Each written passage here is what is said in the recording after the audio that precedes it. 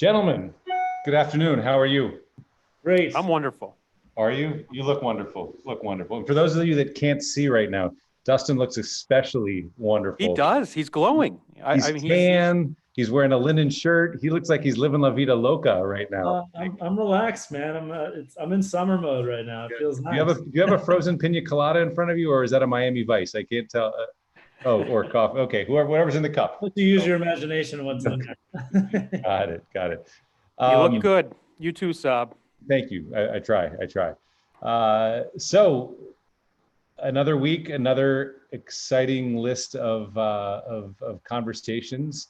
Lots in the tank. Lots in the tank. Yes. So why don't we dive right in and let's talk a little bit about what's going up on the Hill. Senate bill, PPP liability. Mike. Lots of fun stuff. Lots of fun stuff. And so, this is very, very new. Just on Monday, the Senate Republicans, the Senate, but the Republican kind of response to the HEROES Act that I think that the House put up, maybe it was a month ago or so. Their response to this next kind of wave of assistance was put forward in the next kind of the next iteration. The key for us today, there's a lot in there, but really key for us today are how it would impact restaurants and our industries. And I think the biggest thing is this, the potential to go back to PPP, and we're going to talk about a little bit more, but I'll list them out. Potential to go back for PPP, the potential to write off 100% of entertainment, meals and entertainment through the end of 2020. That would be in the form, just writing off the entire restaurant bill. And then the potential liability waivers for businesses, for employees and guests of any business, really, that, for COVID-related injuries on the job site or something like that. So a lot of interesting things. And I find, I don't know where this is going to go. I know that the entire Congress can take vacation as of August 7th. So it's going to be a fast and a fast and loud next 7 days for a lot of reasons. I think the Dems say we're never passing this version, and the Republicans say we're never passing your version. So we'll see where we go. But I'm interested. The first thing I'm interested to talk to you guys about. I don't own a restaurant, but I know Dustin is in that world, and Sabato, I know you're in that world. Where do you guys come out on this liability thing? Do you love no liability for your restaurants, or if somebody contracts COVID there? Or do you want that liability? You say, no. If you guys get COVID here, sue me, take me on. I want that to happen. Where do you guys come out from? Whether you say that or not, somebody's going to come after you and sue you regardless. But not necessarily. But go ahead. I think this day and age with frivolous lawsuits and stuff like that, I think somebody's going to come after somebody for it. But taking it back a step, I think it shines a bigger problem. I would say yes, if there was something, a game plan across the nation that we were going to put in place to make sure that we had standards that could be consistent across different industries, different states, and we've actually taken a nationwide approach to this, then it's fair game, because then you have a system that's put in place that's supposed to prevent this. But if you're saying everybody fends for themselves and we want you to open up, but go ahead and open, but now you might be getting some people sick, you might not, but we're going to free you up from that. I don't think that's responsible. Would you open without it? Yeah, I think everybody is open without it right now. No, I know, but now let's say though, we get to August 7th or whatever, and they pass this bill and there is no liability protection. Would you just continue to operate now knowing that there is no protection? Well, I'd ask them also, how are you going to prove that you got it there? If we can't even tell how somebody got it, if somebody's asymptomatic or, so there's really no way to even enforce this in my mind, or even to be able to say, oh, well, you can't even contact trace in this country. So how are you going to be able to find out where somebody got it from or who they came into contact with? So I think it's ridiculous legislation if you're just kind of creating something that doesn't even have any systems or processes behind it to give it any weight. The liability and the standards, I think, kind of have to go hand in hand, right? It's like you got to have some sort of threshold of responsibility as the business to be hitting for any of this to make sense, in my opinion. It's a Yeah, and cart that's, before I the mean, horse.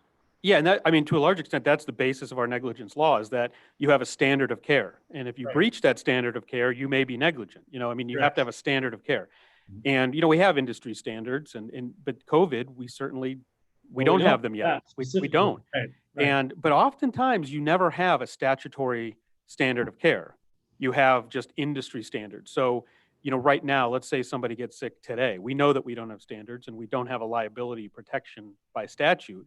But if somebody got sick in a restaurant today and they wanted to trace it back to COVID, if they could, or they got COVID and they wanted to trace it back to the restaurant, even if they could, the restaurant would say, hey, look, we took all the reasonable precautions. This is what the entire industry is doing.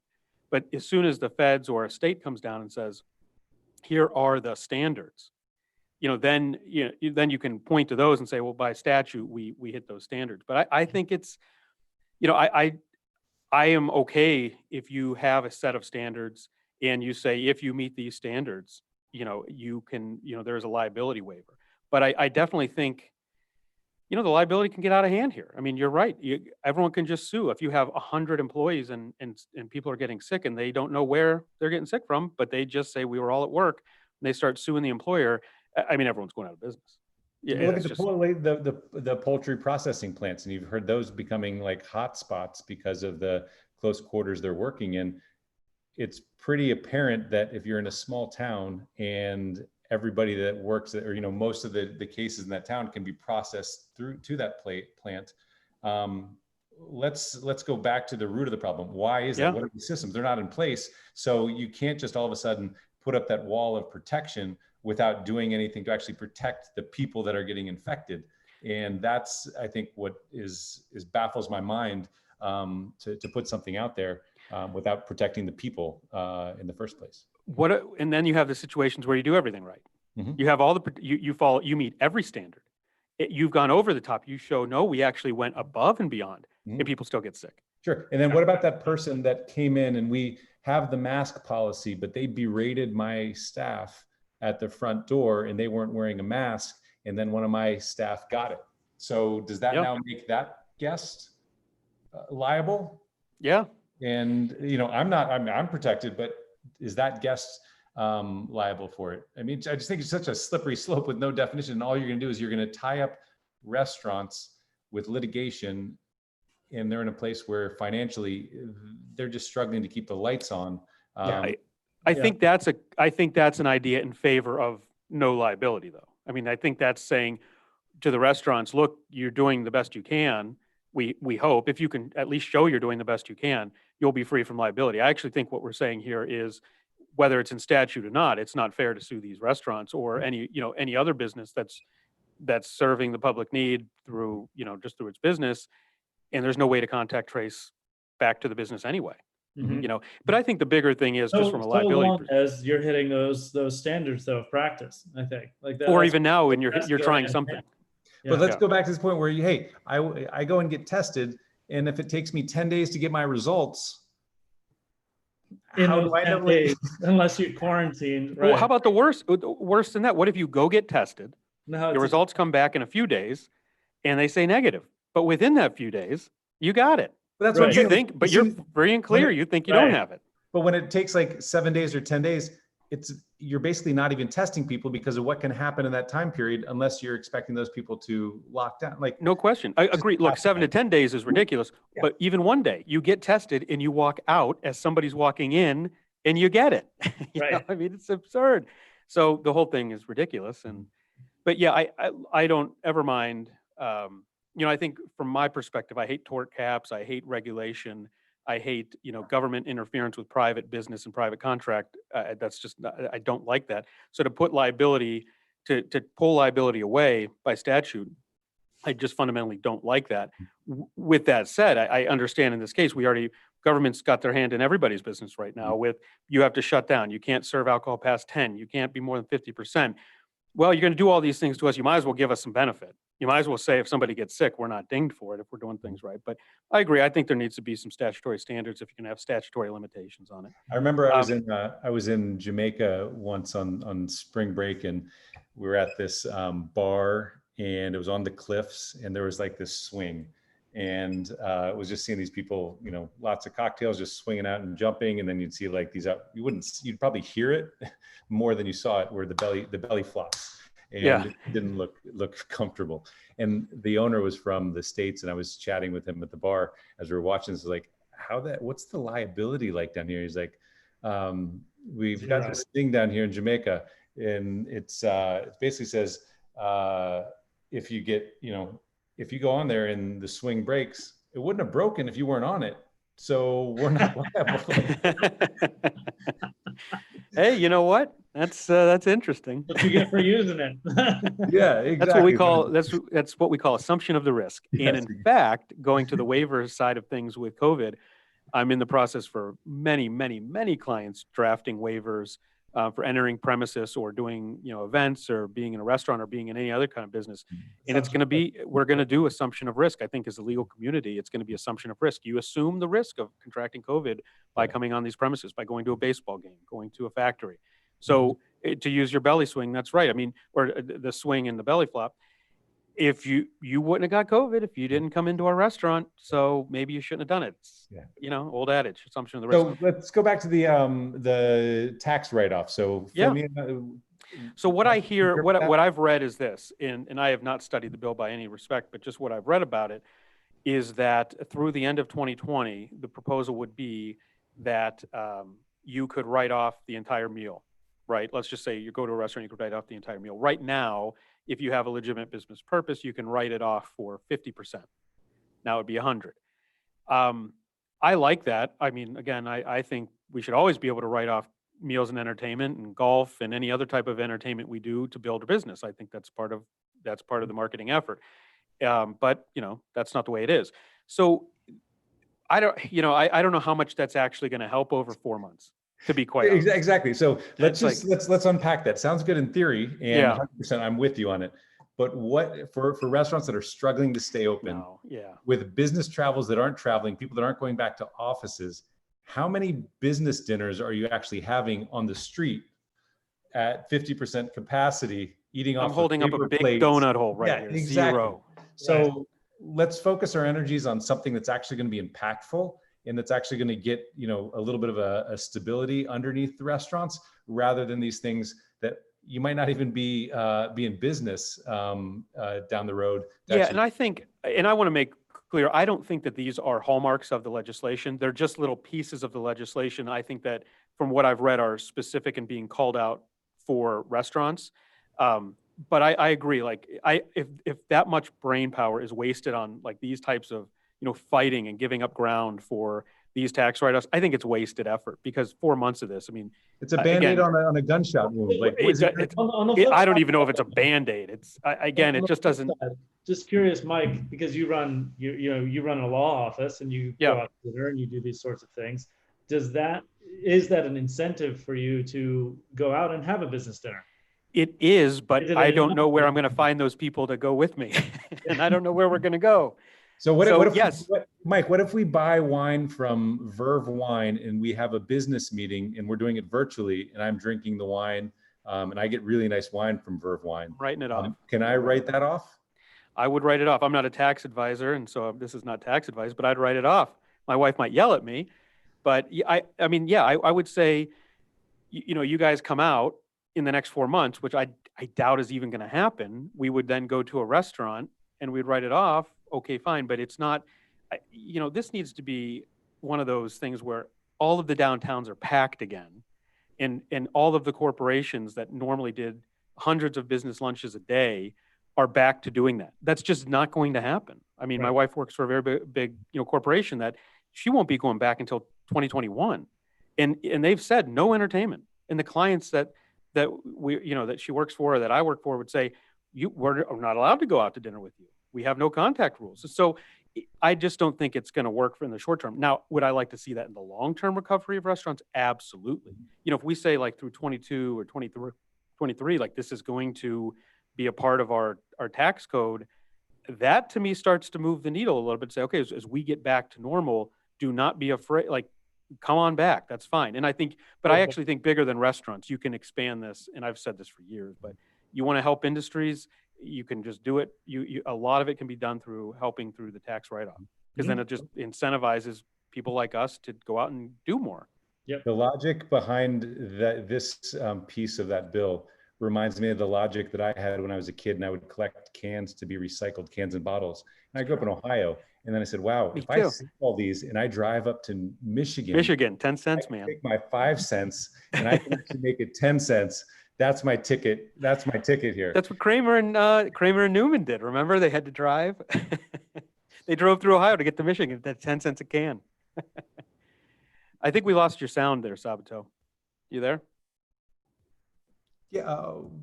Yeah. But yeah, no, I think that's right. It's one of those things where it's like, are we missing the forest for the trees here? But each little thing can help, but ultimately then, what's actually going to help? And so, the IRC is very upset right now, or at least they're saying they're upset with this particular version of the bill. I assume there's nothing they like about the Democrats' bill. There's nothing that they like about the Republican bill. And they just, IRC just wanted that $120 billion. We know that. But in this, it doesn't look like it for me that restaurants are getting their own specific thing. I think this is going to be where it lands. And so you have to start to wonder what else can help. And I think that's where this PPP idea can be. And I don't know enough about it other than to say I've read that the PPP would be extended and maybe open to companies with less than 300 employees to come back for more, do a second PPP. I think that makes sense. I think it's hard to say that the PPP is not helpful. I think if used right, it's got to be helpful, because it can be completely written off and it can be. You have to be open. You have to be open for it. Agreed. And so now we're getting open. Now we're getting open, and assuming that we're going to stay open, it seems like that can be helpful. But I understand why IRC is upset about these things. It was not the silver bullet that they were wishing for, but it doesn't seem like that's coming unless you guys are hearing something different.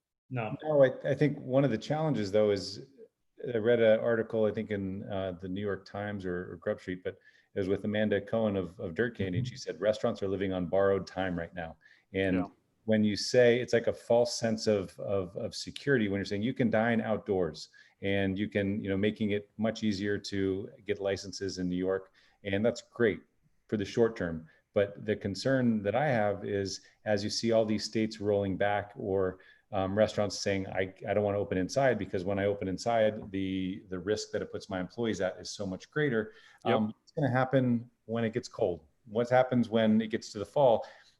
That's when you have no options. And even if you were open now, and then you decide to close down, or you have to close down because somebody gets infected, the PPP is not going to really help you as much in that case. And we've got a long winter ahead of us in the restaurant industry, if you look at that. Unless they change around the rules around PPP, and I don't know if that's something that they're looking into doing or what. But if it doesn't all have to go towards or as much towards payroll, if they shift those percentages a little bit, it could still be useful. I mean, rent is going to be the biggest thing that people are worried about through this. Yeah, and the winter coming, it first popped up with me today with a client and talking with the landlord. Your shadow, is that what caused you? Like you saw your shadow or you didn't see your shadow? That works, Mike. I saw the shadow. Therefore, winter is coming, or winter's going to still be here. The winter is not too far away, guys. All of a sudden, these patio closures or patio opening are going to turn into closures pretty fast. The fall weather's coming, and it is going to be it's going to be bad. I hate to keep saying that. I mean, we looked at the GDP numbers this morning. That's bad.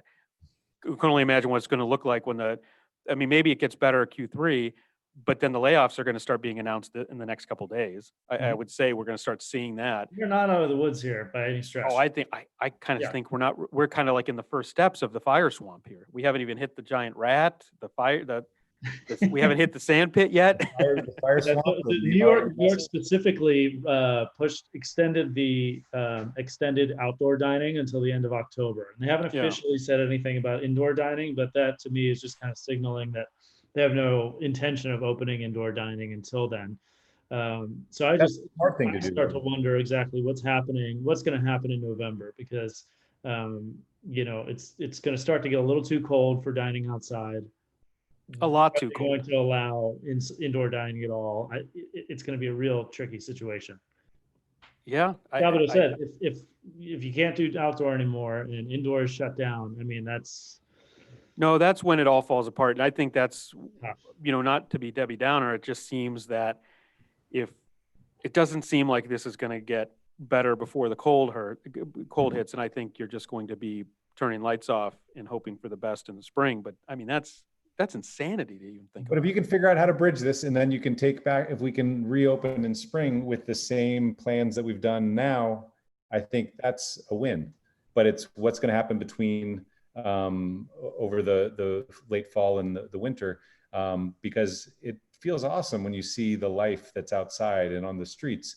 But when your eggs in that one basket and the weather, the challenge is so much of your costs are fixed costs now with salary, that you still absorb those, even if you have to close your patios because of the inclement weather, and you can't make it up to offset it with indoor dining. So I think, again, there's good things that have come out of this, and hope this continues, but it's not solving the long-term and the most needed problem of getting support underneath restaurants that they need to sort of rebuild their cash reserves. Are you guys going out? Are you going out on the streets? Are you going out to dinners and lunches? Not really. I mean, I'm cooking at home a lot. Yeah, it's been a rare instance when I've eaten out, not because I don't want to support it, but also like if I'm by myself, there isn't a bar for me to go sit at and have dinner. And I'm of me sitting down at a four-top, if that's taking away 75% of the potential revenue of that table for that restaurant. And I know when you have reduced capacity, the impact that has on it. And so I'm self-aware in that sense. So I wouldn't want to take up a four-top for somebody when they can actually get 4 people on there that are on their expense account. Big Dustin, what about you? We've gone out to eat a couple of times since we've been down here, and it's been fine. But we've been cooking at home most of the time. So we've been out 3 times in the last month. So I just wonder where the consumer is going to be, just from a not even interested in going out anymore, just so used to not going out. I think it really depends because, from what I see, I mean, some of the restaurants around us down here have been quite busy, outdoors and indoors. They're allowing. But is that a tourist destination where you're at? I don't know where you're at. Kind of, sort of. We're in a place Tybee Island, Georgia. Is that right? Yeah, it's just outside of Savannah. And the restaurants around here, you can dine inside, and they're spaced out, but indoor dining is open. Lots of outdoor dining here because we're close to a beach and it's nice. And it's busy. I mean, all these places are busy. And before I left New York, though, when the weather got nice and outdoor dining was open, it's pretty packed outside. I gotta say, a lot of the places that have enough capacity outside they're full. Yeah, So that's I good. think there's demand that's there. Well, on that note, sticking with the restaurants, Danny Meyer is kind of putting maybe the last nail in the coffin of no tipping. And I read about this last week, that said a few of his restaurants, or I think maybe Sabato, you can speak better to this, but I think the last of his restaurants that were no tipping have now gone tipping. Is that right? They rolled back hospitality included, I think, at all of the restaurants this past week. They announced that. So we're back to tipping. Back to tipping there. Mm-hmm. What are your thoughts on that? Because we talked about that a couple weeks, or maybe like a month ago, we talked about tipping, and here we go. Yeah.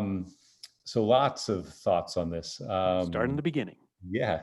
This was something that was a big part of my job at USHG. We launched no tipping at the Modern, my 1-year anniversary. So it was something that was a long part of my career there, and still stand behind the reason we did it, what we were trying to accomplish. And we did have our hands tied due to some of the regulations in New York, where you couldn't add a service charge, you couldn't share tips with front of house and back of house. And just to remind everyone, the main thing we were trying to solve for was the growing disparity between the front of house and the back of house. Yep. And the increases that we were seeing on minimum wage didn't have actually much impact on the back of house because you're paying them more than minimum wage. but you're paying everyone in the front of house tipped minimum wage, which when we started this was $5 and went to $7.50 and out of $10. So that actually causes your front of house now labor to almost cost more than your back of house. And so we're trying to help solve for that. But when I heard about that, I completely understand why they made that change, especially now, and knowing the energy that we had to put into modeling, rolling it out, sort of doing a test phase at each restaurant, tuning in the radio to really get things dialed in, and then on to the next restaurant. And that was all based off of the assumptions and the numbers that we put into play for the revenue share. All were based on historical data that we had. Coming out of this, historical data means nothing because it was all tied into the relationship, the service levels, the volume, the propensity to spend, staffing levels. All of that was a really complex equation that we were looking back on. As you come out of this, somebody just like shook the whole Etch-a-Sketch, and so all those models are no longer relevant here. So the lift, first of all, would be enormous to try and launch a restaurant with that in these uncertain times, especially knowing that what your restaurant is today is going to be different than what your restaurant is in a month versus 3 months.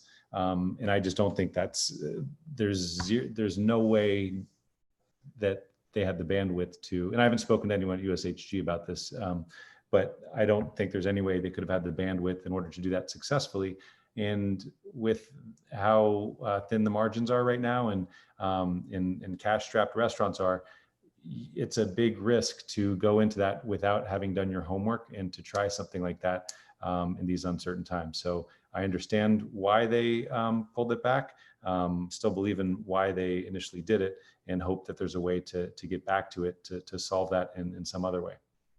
So what do you think the impact is on the employees? Is this kind of putting maybe some more money in the hands of the staff, particularly the front of house staff, given that tips are coming back, or where do you think this leads them? I think probably definitely for the front of house. I mean, also you have to think that this becomes more of a variable labor model for any restaurateur that's in a tipped model now versus in a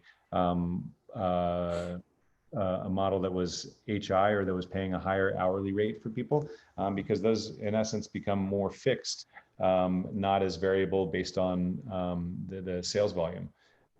So I just wonder if, this is the time where, like you said, you reset the Etch-a-Sketch. Is this just is this the last we've heard of no tipping for a long time? And not that it's a bad thing. I just wonder, they were leading the charge. Yeah, and I think I hope it's not. I think there's other ways to do it. And as I look back on it, I think if in New York State you're not allowed, or at least New York City, you're not allowed adding a service charge to a check. Meaning I couldn't do a 20% admin fee, for example.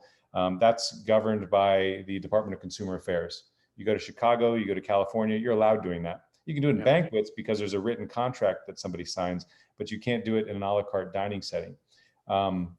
If you could do that, I think that would be a viable alternative here, because what that allows you to do is you can collect that service charge or that admin fee. It has to be called an admin fee in New York City.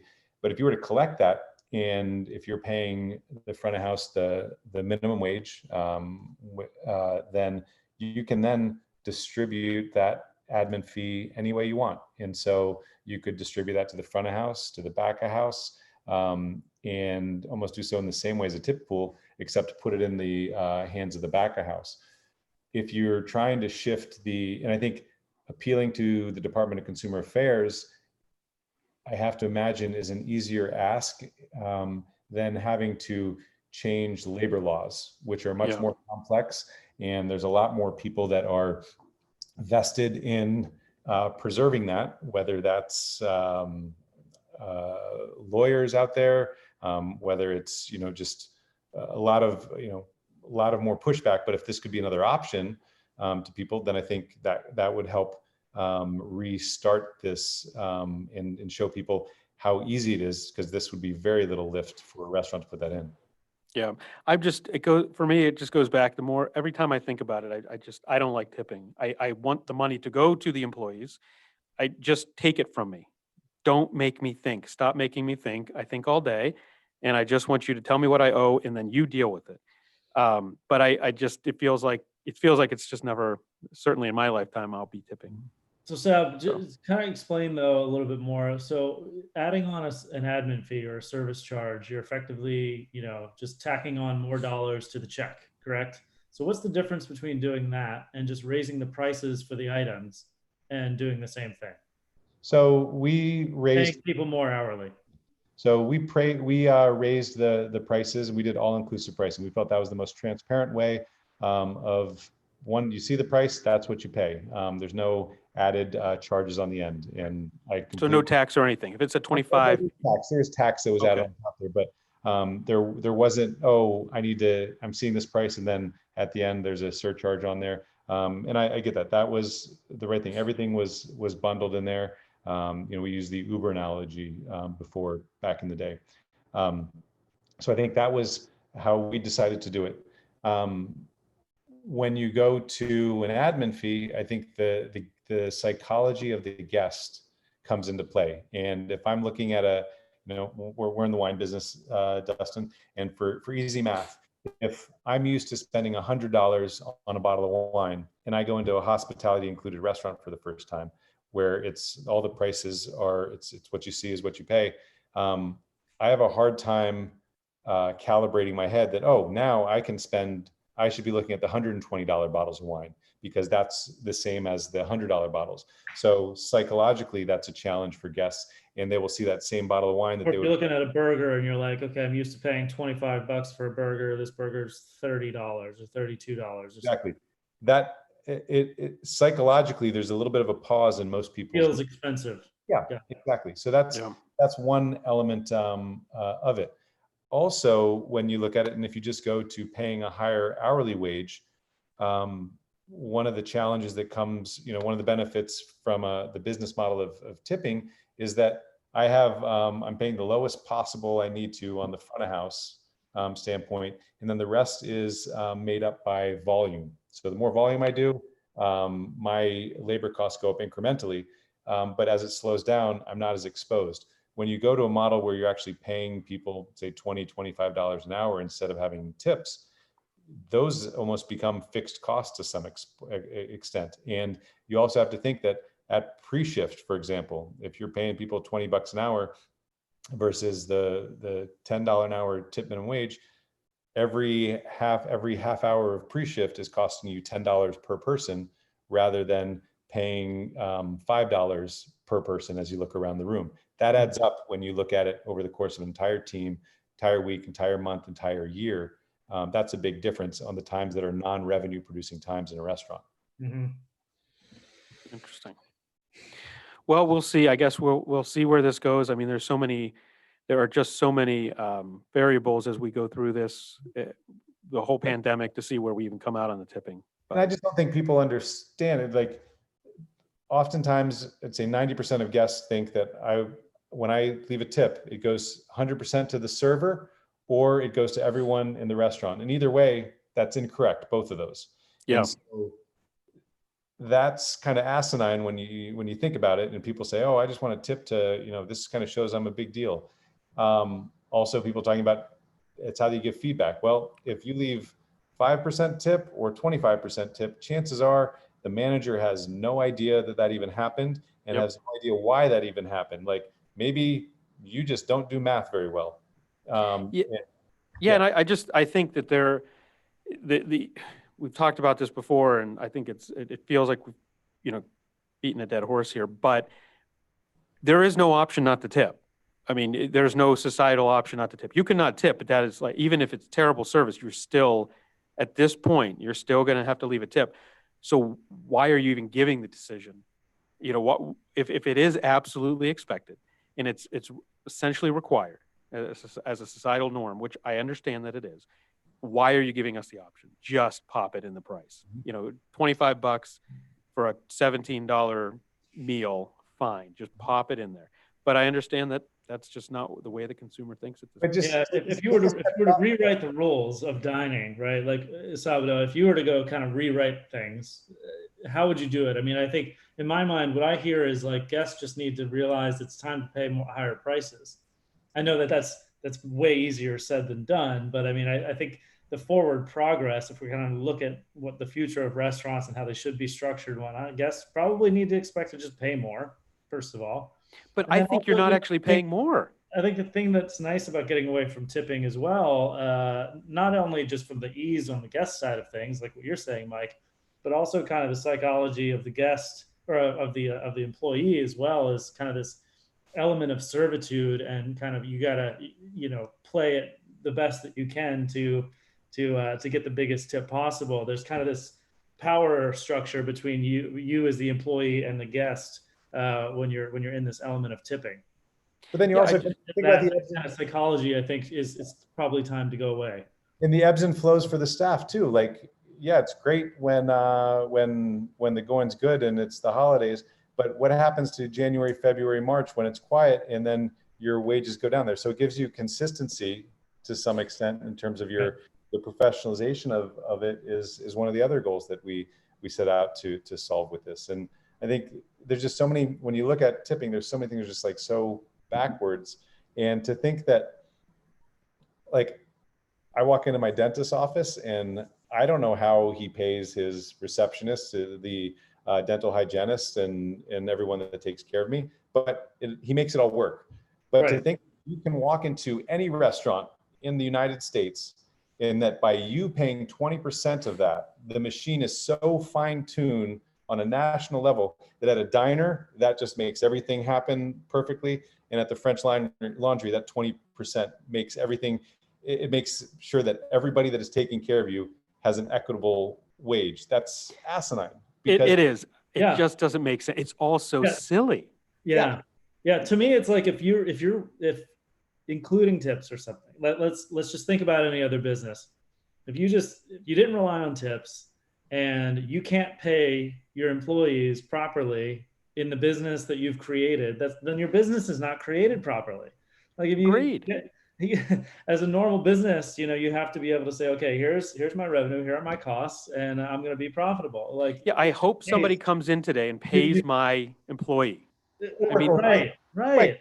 What if it's basically a pay what you want in some sense? So what if, Mike, your whole business was like, hey, why don't you guys just pay me what you want to pay me? Yeah. And same with my staff. Right. Did we do a good job for you? It'd be bad. It's It would be $100. bad. It wouldn't work. It just wouldn't work. And I will say that in a service industry, you would tip your dentist, you would tip your lawyer, you would tip your accountant, and say, wow, you saved me $1 million this year. Corporation, here's 20%. That never happens. That never happens. We paid you an hourly rate to achieve a result or a contingency fee, but this is the agreement. And that's what we're going to pay you. An accountant, I'm going to pay you $2,500 to do my taxes. Mhm. Wow, you saved me $50,000. Great. I'm not writing you a check for that. That's what I paid you $2,500 for. You could also argue that the tipping and the way the tip credit works and the amount of money that the restaurant actually has to pay its employees, you can start to argue that it's one of the things that's created the kind of restaurant model that exists today, where you're packing a ton of employees in there, you're overloaded on staff, everything's a little bit too high touch. Because you can get a lot of firepower out of people without having to pay them all that much to be in there. Yeah, agreed. And I think it's a subsidized model to go with it. So, and it allows you start seeing restaurants competing on pricing too. It's like you can lower your prices a little bit because your labor is getting paid by the public, not by you. If there's ever a chance, I just think the idea that you could explain to a customer your bill was going to be $100 plus 20% if you were tipping. Now it's just going to be $120 and you don't have to tip. Right. You're not out, or maybe it's 118 because I've seen a lot of restaurants when they add gratuity after 6 people, they just do it at 18%, not the 20. So, all right, charge me what you want. I'm out. I just tell me what you want me to do and I'll do it. So I guess the question for me is, I understand why Danny had to do it because, he's dealing with these kind of pre-existing restaurant models, but is it maybe time to start rethinking that restaurant model into the future to just kind of include everything from the get-go, structure labor accordingly, charge the right prices, and have at it. Like, is now kind of just to challenge that initial thought, is now actually a good time to. But I go with, I would say yes in a normal world. In theory. Yeah, in theory, yes, it would be great. With your GDP down, what, 35% today? Yeah. 39%, yeah, 39% annualized. Yeah, give me a break. Gambling with that variable in the equation. No. Yeah. But there it is. We'll revisit. So Justin, you look all squeaky clean and Mr. Clean like with your white shirt and your bald head. A lot of talk about clean wine, natural wine. Good segue. I like that. You like that? Think about that all day. What do you have to say about clean wine? Yeah, why are we talking about clean wine? Well, celebrities. It's been in the news quite a bit, or in the press recently. It's Cameron Diaz and her new wine that she came out with, Aveline, I believe it's called. They're marketing this thing as clean wine. And from what I can tell, it's just purely a marketing ploy. They're kind of latching on to what I think a lot of the narrative already was around natural wines, and just kind of making it a little bit more mainstream and using a different term. The marketing part of me thinks it's actually pretty genius. We're talking about it. Yeah, it's made a big splash, brought a lot of attention. And also by virtue of the fact that her wine is clean, that makes everything else that's not clean is dirty in some way. So, I think the marketing power behind it is actually pretty, or the strategy behind it is pretty strong, and it's interesting. Hey, Dustin, as I said, the wine itself, I haven't tasted it yet. My team has tasted it at the store. Not impressed, and I'm not surprised. So, and I don't expect to be impressed by the flavor or taste of the wine, but it's she's starting a business and she's starting a conversation, and I got to respect that. I think I don't need to like the wine or the product, but I think it's an interesting tactic. Let me ask you both this from a wine layman's perspective. You guys are both experts in the field. Give me a quick primer, if you can, on the natural wine idea. And I know there's been controversy, but not everybody knows about it. But can you give a quick rundown on natural wine? And then I think, because that transitions to now the popular clean wine. But what's the whole natural wine thing all about? All this is coming from the fact that if you look at a lot of mass-produced wines, big business wine, so to speak, they're like wine factories, right? It's like not really even going to like a regular winery. And they're creating these products by kind of manipulating them and kind of tweaking them along their path to get to the flavors and everything that they're looking for. So, and that includes doing what they can to get as much out of the soil, out of the vineyard as possible. And a lot of times that includes spraying things that we wouldn't necessarily want to be ingesting, chemical herbicides, pesticides, things like that aren't great or pretty harmful for the body. And then the winery, adding all kinds of different nutrients and additives and synthetic things to the wines to create the product that they're looking for. That can be everything from color to flavoring agents to you name it.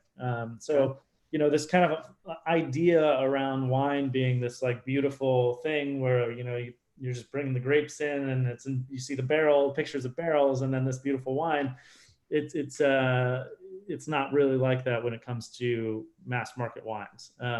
So the natural wine movement is really kind of born out of this frustration of over manipulating wines and kind of getting back to what wine really is, which is taking grapes from a vineyard that's very well cared for and sustainably farmed, and not doing really much to it, tossing it into a tank and letting it ferment naturally on its own, and aging it without adding anything to it, and then bottling it in its natural form. So the idea and the philosophy around that is really attractive, right? It kind of makes this more of a pure expression of that particular wine or that grape or that place or whatever. A lot of the backlash that natural wines have had over the last few years is while being that hands off in the process, you can oftentimes run into issues with controls, and the wine can kind of get out of control during its fermentation or during the aging process. You start to get all these kind of weird off aromas and flavors and things like that. Now, some people are better at making natural wines than others, and that process is getting a little bit better as time has gone on, but it's still kind of an issue. So there's kind of this mentality that natural wine is this really pure thing versus mass market wines, if you will. And I think clean wine, whatever that is, I don't think it's really even, it's almost like taking natural wine, but then just giving it a new name. That's what I'm thinking. It's more, and I feel like when I hear the word clean, it's in Cameron Diaz behind it. It's more like, okay, this is going to be in like Red Book and, Self Magazine or something. Like, I don't know. There's this whole this consortium of natural wine people all like kind of doing their thing. There's market people over here doing their thing. And she's like, you know what? I don't want to get fussy with any of that. Let's call it clean wine. So we're up here and we're like the only people doing it. Yeah. Smart. I don't disagree. And, people, the articles I've read about this wine, people are upset or calling out the fact that she's saying, or that anybody would say it's gluten-free. I got to be honest with you. I have no problem with that. Tell me I didn't know all wine was gluten-free or it isn't. Go ahead and put that out. I don't care. It's like, the FDA does not require wineries to list their ingredients on their bottle. Yeah. Never have. The only thing you have to list is that it contains sulfites, which most wines do, no matter how natural or they are or not. And nothing else. Same with like any alcoholic beverage, right? You don't need to put the ingredients on there. So, consumers have honestly been fooled for a long time because there's a lot of like terrible wine out there that adds all kinds of stuff to it. More information. She's being very transparent. She's being super transparent. She's putting the list of ingredients and the things that they use, on her bottles. And, I think there's kind of something to that. Beer, beer was a big thing when beer, gluten in beer and then gluten-free beer, and cider was the gluten-free option. Again, more information to me is never a bad thing. Give me the information, but information without understanding is, putting in context is important. I hear there's 17 or 22 additives that are in all these wines. I don't think they're in every wine. I think there's generally accepted 17 to 22. So I see you want to say something. I'm sorry. But also, what about like the parts per million or trillion of those things when you look at the grand scheme of things? And I think for me, a lot of it is marketing, and not going to knock the marketing. They obviously did their studies and they know that there's an audience out there that, or believe there's an audience out there that's going to really help this thing take off, and then they'll probably sell it down the road. But I think a lot of the people that are probably going to be buying this off the grocery store shelf or wherever it's sold are probably the same people that probably drink 3 diet, 0 high fructose corn syrup Cokes a day or something like that, or soft drinks a day. So I'll take 2 Big Macs and a Diet Coke, please. Exactly. So I think that's something that's pretty fascinating about it. And what's the price point on this wine, Dustin? I think they're like $20 a bottle. Okay, roughly. And they're French wine, right?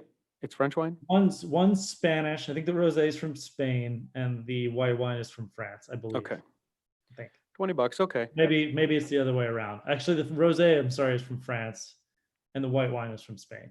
Mm-hmm. Anyhow, but to me, I think the demographic she's going after with it is like the kind of could be like the skinny girl stuff, organic eating, yoga, fitness, like health and wellness kind of crowd, right? That she's like saying, hey, you all like to drink wine.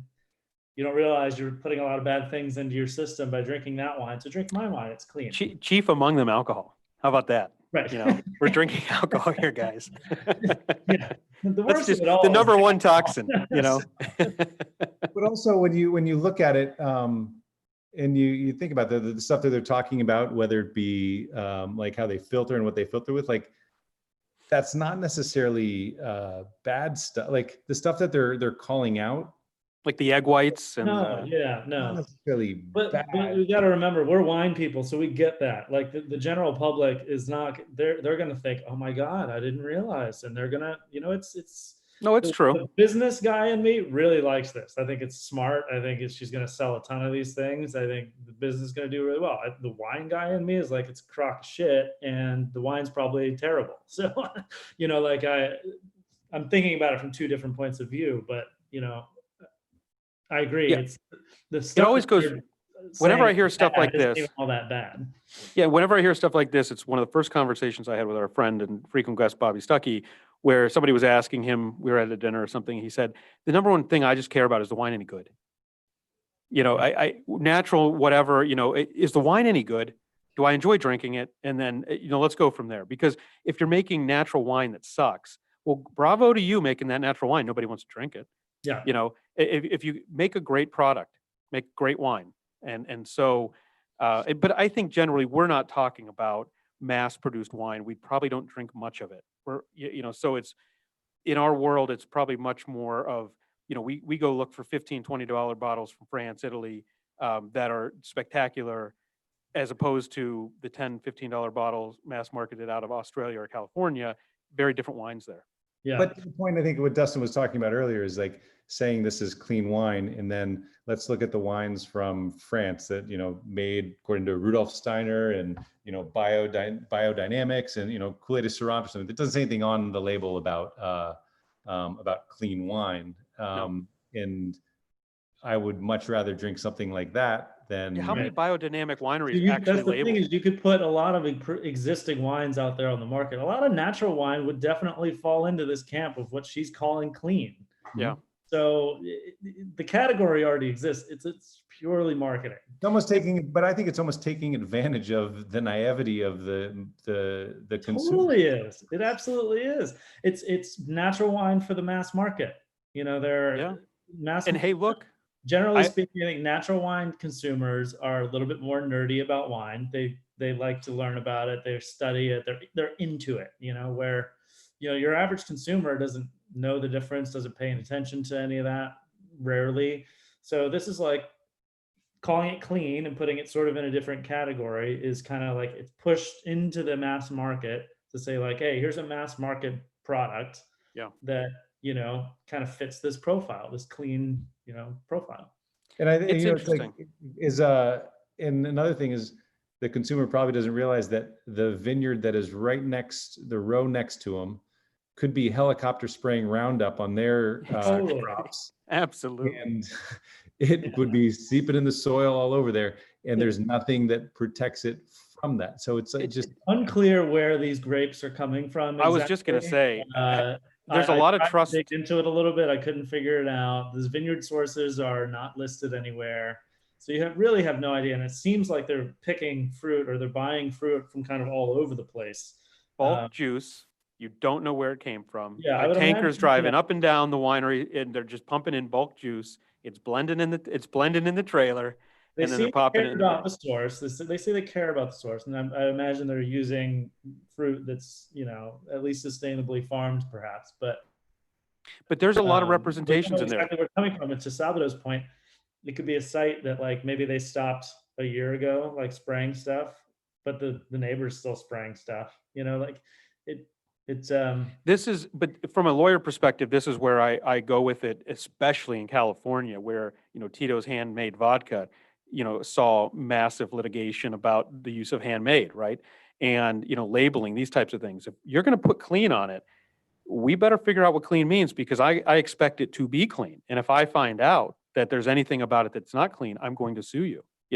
And I'm sure there's plaintiffs' lawyers already looking at it, because why not? It's a big, wide open target to say, you said it's clean, but in fact it has these things. And again, you bought bulk juice. I don't know if they're visiting the vineyards or not, but do we actually know? I don't know. I mean, so I think just to throw clean on any wine, let's forget Cameron's wine, any particular wine, you're just, now people are gonna say, I'll throw a clean sticker on there after labeling, just pop that clean sticker on. It's gonna become one of these things again, where people are gonna come into restaurants and retail stores and be like, do you guys carry any clean wines? Yes, we do. And it's, having a conversation around natural wine is already like, oh, it's so annoying.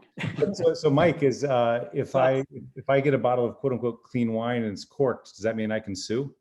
I would sue. I'd say it's not clean. That was cork. Yeah, You have to exactly. It's so THC in funny, there. you know, I've used the word clean for a very long time, but typically to describe, you know, a wine when I smell it that doesn't have any flaws, you know, and stop it up, same thing. You know, that's one of the first things when you're blind tasting, you smell it and you say, okay, the wine is clean and free of flaws.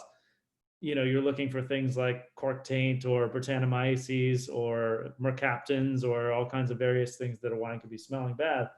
So long as there are no faults, the wine for me has always been clean. Obviously, they're using this term in a different way. Um, you know, I, one thing that people should read and check out is the Esther Mobley put out a piece in the San Francisco Chronicle. The headline is Cameron Diaz's new quote clean wine, Aveline, meets none of the natural wine standards. when did she write that article? That is, it's from just a few days ago. Actually, no, it was about 2 weeks ago, July 17th. You could Look, have that back label though, like this wine was the vineyards were plowed by unicorns and we collected their tears into drip irrigation with it. And the vines were pruned by vegans. Yeah, look, again, the wine guys and us hate this because it's just a disaster and it's a ploy, you know. No, but we're all jealous. We wish we came up with clean wine 6 months ago. Like, you know, as a business person, you got to be like, damn.